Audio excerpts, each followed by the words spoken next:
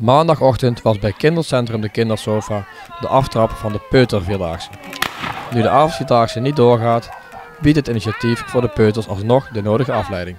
Deze week is de week voor de gezonde jeugd en dat is een moment dat wij als Venray Beweegt graag willen aangrijpen om die gezonde leefstijl vooral onder de jeugd extra aandacht te geven.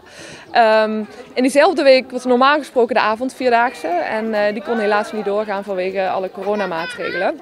Dus toen hebben we eigenlijk samen gekeken, wat kunnen we dan wel doen? En daaruit is het idee voor de Peutervierdaagse ontstaan. De kinderopvangorganisaties, een aantal doen al mee, altijd aan de avondvierdaagse 1 dag. Maar nu dachten we, misschien kunnen we ook voor de toekomst nog meer organisaties aan die avondvierdaagse verbinden.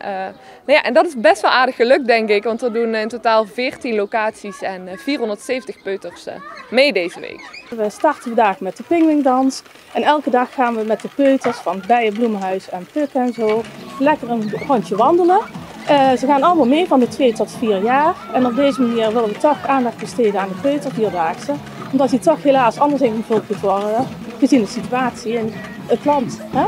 De Kindersofa doet normaal gesproken mee met de avondvierdaagse. Elk jaar gaan we met de peutergroep op vrijdag doen we mee met de kinderen die mee willen wandelen en dan doen we de 3 kilometer.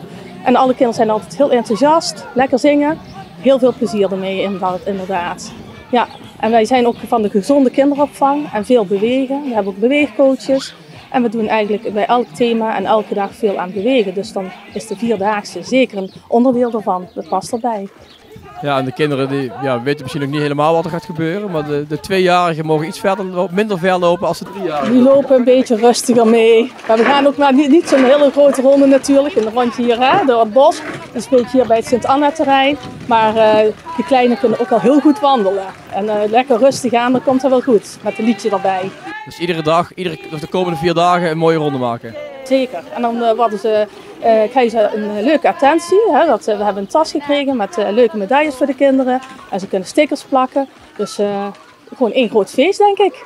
Ja, ze hebben allemaal een 4-daagse pakket ontvangen waar wat leuke activiteiten in stonden om een soort warming-up voor de 4-daagse en ook op iedere dag nog een extra activiteit zoals een warming-up met de pinguïndans vandaag en ook om gezonde leefstijl in zijn algemeenheid extra aandacht te geven deze week. En het is nu de eerste keer en komen er nog meerdere edities?